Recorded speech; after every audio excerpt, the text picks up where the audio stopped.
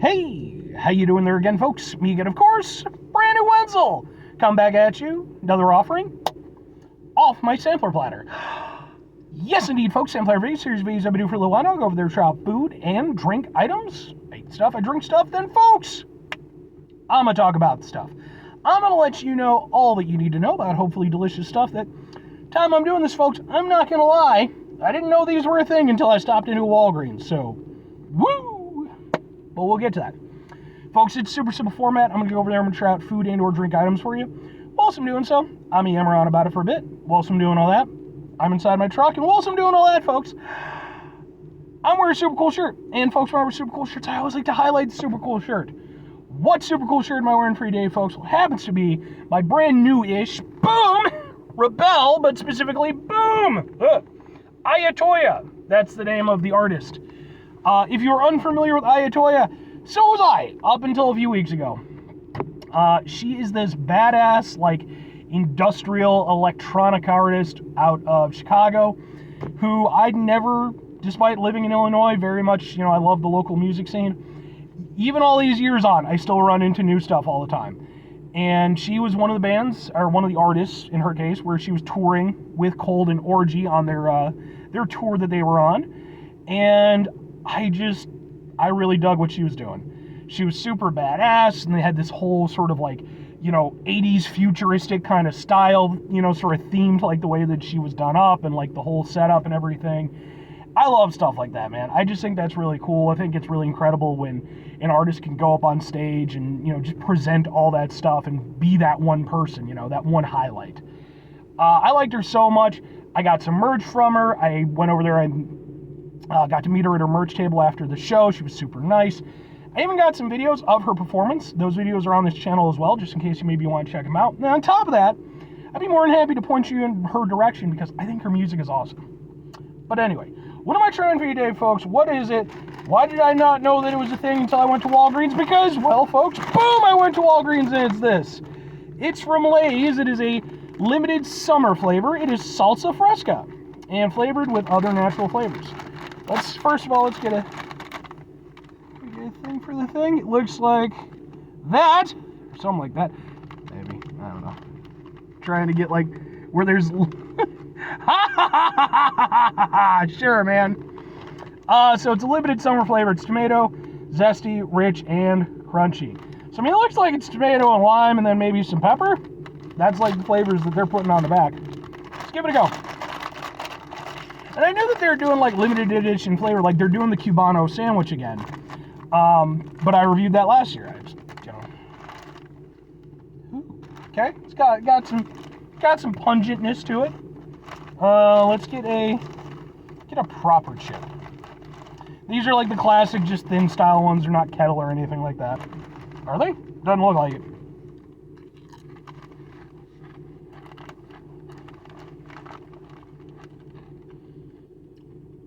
Ooh. Yeah. Zesty is the right word for these. And they're nice. I like these. I kind of wonder if what they did was if they just took their ketchup flavored chips. Because I know that's like a big thing in Canada. And every now and again, we'll get them down here in the United States as like a limited edition flavor. You'd think we'd fucking go in for it, how much we love ketchup. Don't tell people in Chicago I like ketchup. They'll fucking boot me out of the state. Actually, I don't give a damn. I like ketchup. Fuck you! But I wonder if they just took their ketchup flavored chips and just kind of gave them some extra zing, like with some lime and, a little bit of a little peppery flavor. Because the flavor is somewhat reminiscent to me of like those ketchup flavor, that like strong tomato flavor. These are good. Ow.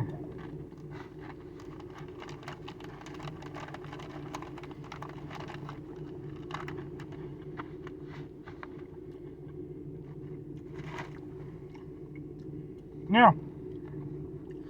Like, they're nice. They kind of remind me of, I don't think they make them anymore. I haven't seen them in years. Lay's used to make a chip called Garden Salsa. And I love those things. They were kind of like a premium chip. Love those things.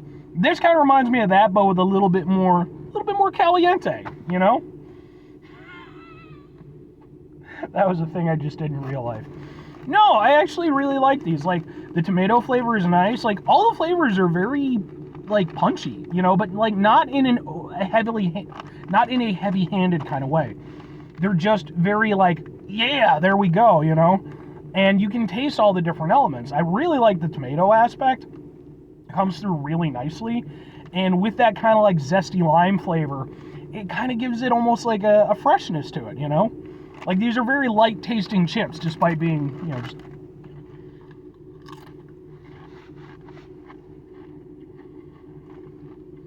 Got tomato flavor, which I swear I think is the ketchup flavor. But it's got the tomato flavor, got the nice lime. I was a little bit worried because, like, I'm not huge on lime chips. But with these, the way it's mixed in, oh yeah, it kind of gives it a you know, kind of a vibrant sort of salsa, you know, fresh salsa kind of flavor. I wouldn't say it exactly tastes like salsa or anything like that. I feel like the flavors are a bit, even though they do blend pretty well, it's just a little bit too disjointed to really have like a, because again, it's like that tomato flavor I like, and I like how it's blended with the with the lime flavor. But yeah, it does still kind of have that sort of ketchupy sort of vibe to it. These are good.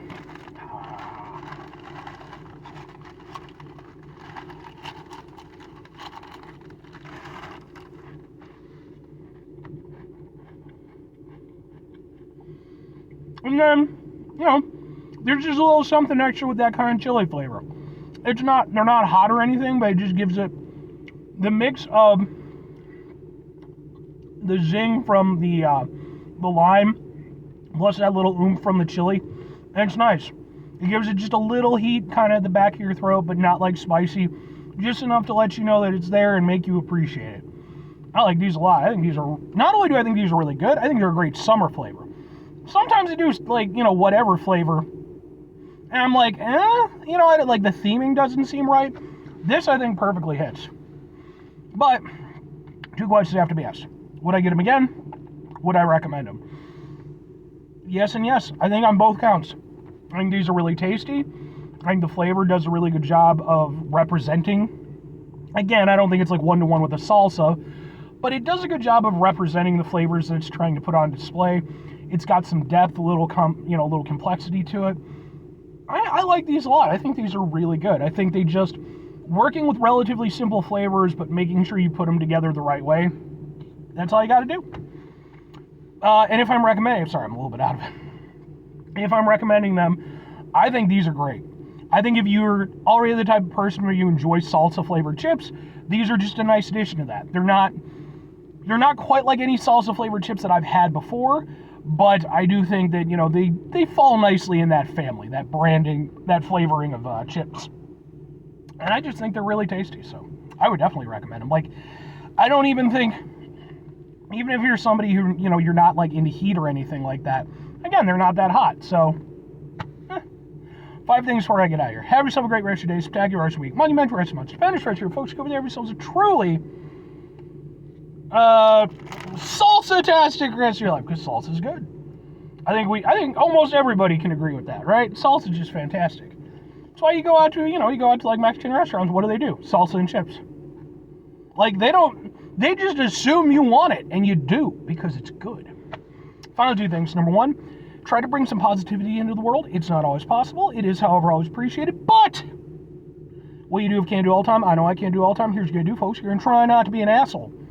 Folks, not always the easiest thing in the world to not be an asshole. Trust me. I know it. I live it. I'm out there every day with you in it.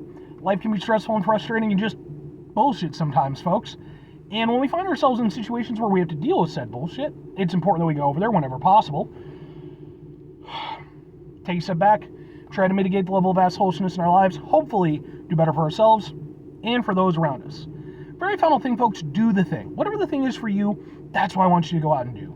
Folks, maybe you're going to go over there, maybe you're going to try out some salsa fresca chips from Lay's, and maybe you're one of our Canadian friends to the north, and maybe you're going to taste them and be like, hey, that's definitely some ketchup-flavored chips, because Canadian stereotypes, maple syrup and hockey, and much better healthcare than America. Oh, yeah, French Canada, Trailer Park Boys, what's the other one? Shorzy, and this show that Shorzy is built off of that I can't think of the name of off the top of my head. But anyway, by the way, one of the saddest things ever. We could have had it, and we didn't get it. I personally think we should have had a Trailer Park Boys and It's Always Sunny in Philadelphia crossover episodes. Have one for each show. You know, do it like, I would have fucking loved that. Problem is, Mr. Leahy, the actor who played that character, the Licker, he passed away. You can't have it without that. He would have hinged that whole thing together, and it fucking kills me that we just don't have that opportunity anymore. But if you've seen those shows, what do you think about that idea? I think that's a multi-billion-dollar idea. I think if they would have gone over there and made that happen, nobody would be talking about The Office or Friends or anything like that. Just would have been. By the way, how awesome would it be if the people from The Office and the people from Friends, like the actors, if they went over there and they did a switch up, where they went over there and they just, like, the characters from The Office portrayed the characters on Friends, and the characters on Friends portrayed the characters on The Office, just as like a funny skit. I think that would be funny. That's just me.